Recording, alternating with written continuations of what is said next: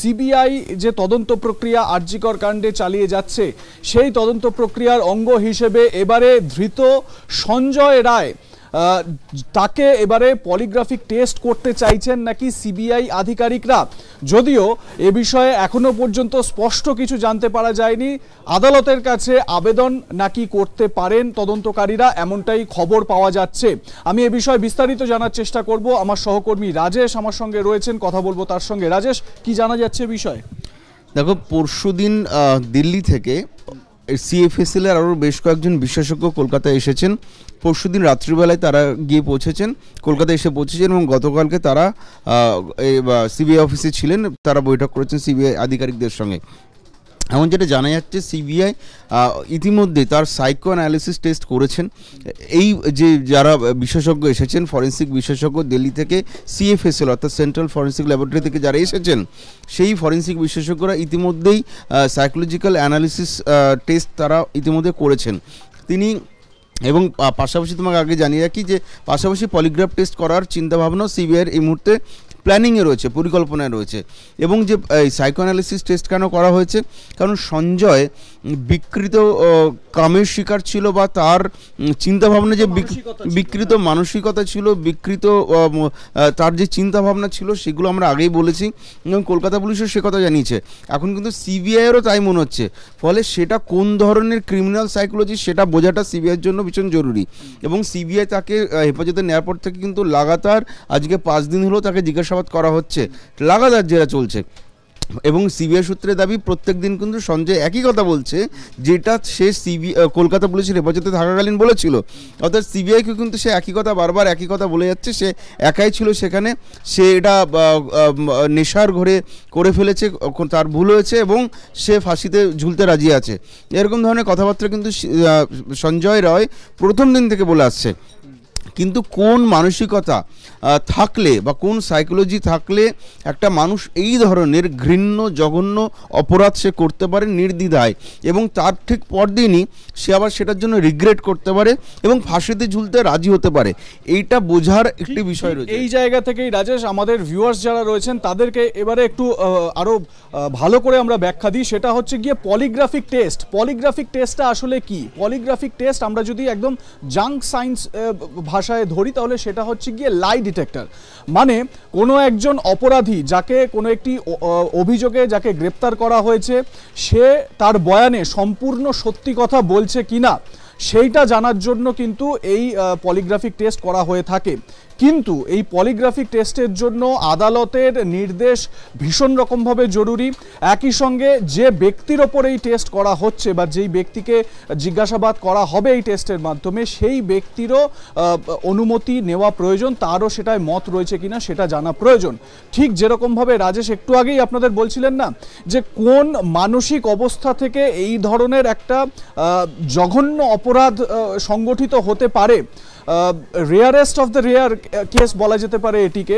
এবং এই অপরাধ সংগঠিত করার ক্ষেত্রে অপরাধীর বা অভিযুক্তের কি কি মানসিক স্টেট ছিল, সে কি করছিল, কোন ভাবনা থেকে সে এটা করছিল, এই বিষয়গুলো জানা এবারে সিবিআই এর কাছে জরুরি হয়ে যাচ্ছে।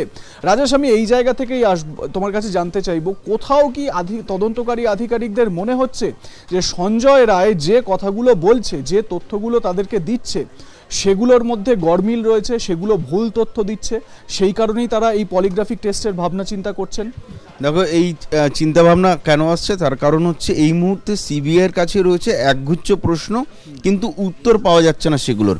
এবং যখন একজন মাত্র অপরাধী তাকে গ্রেপ্তার করা হয়েছে, পাশাপাশি যেহেতু একাধিক প্রশ্নের উত্তর মিলছে না, ফলে সেই সমস্ত উত্তর এই মুহূর্তে খুঁজতে সেই প্রশ্নের উত্তর খুঁজতে ব্যস্ত রয়েছেন সিবিআইয়ের গোয়েন্দারা। এবং যখন শুধু সিবিআই না, কলকাতা পুলিশের কাছেও একাধিক প্রশ্ন ছিল, সেই প্রশ্নের উত্তর আমরা এখনও পাইনি। সেই সমস্ত প্রশ্নের উত্তরও কিন্তু এই মুহূর্তে সিবিআই খোঁজার চেষ্টা করছে। কিন্তু একমাত্র ধৃত অভিযুক্ত, তাকে জিজ্ঞাসাবাদ করে কিন্তু নতুন কোনো তথ্য বের করা যাচ্ছে না। সে প্রত্যেক দিন এক কথা বলে যাচ্ছে যে সে একাই ছিল, সে অপরাধ করেছে, সে স্বীকার করছে এবং তার জন্য ফাঁসিতে ঝুলতে রাজি।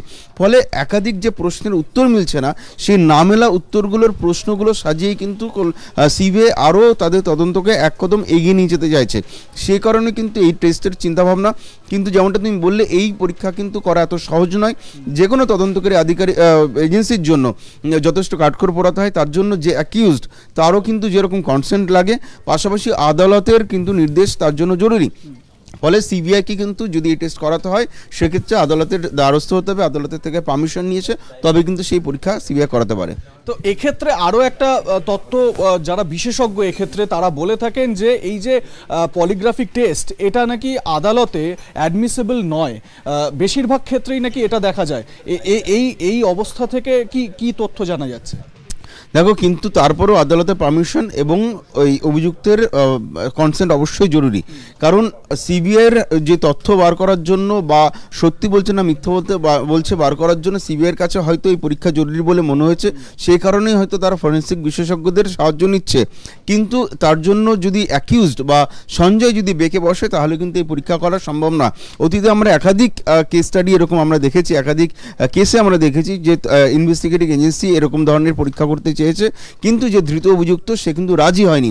সে বেঁকে বসেছে, বা সে বিভিন্ন অসুস্থতার কারণ দেখিয়েছে, বা সে সমস্ত কারণে কিন্তু অতীতে এরকম বহুবার এই পরীক্ষা ভেস্তে গিয়েছে। ফলে এই পরীক্ষা আদৌ হবে কিনা সেটা অনেক কিছুর উপরে নির্ভর করছে। কিন্তু যেভাবেই হোক সঞ্জয় যদি রাজি হয় তবেই সেই পরীক্ষা করতে পারবে সিবিআই। পাশাপাশি আদালতের অনুমতি বাধ্যতামূলক এই ধরনের পরীক্ষার জন্য।